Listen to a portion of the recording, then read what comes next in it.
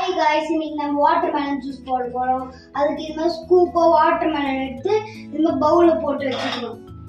ரொம்ப ஃப்ரெஷ்ஷா கலர்ஃபுல்லா இருக்கு பாருங்க गाइस.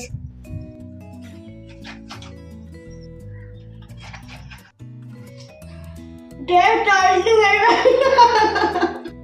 பைத்தியமா இவன்? Taste ultimate guys. இங்க பாருங்க गाइस, ஃப்ரூட் எவ்வளவு ரெட்டிஷா இருக்கு. அது சாப்பிட ரொம்ப டேஸ்டா இருக்கு गाइस. இந்த மாதிரி ஃப்ரூட் எங்கேயுமே கிடைக்காது. ஆஹா. மிக்ஸி ஜார்க்குள்ள போடுறோம் गाइस.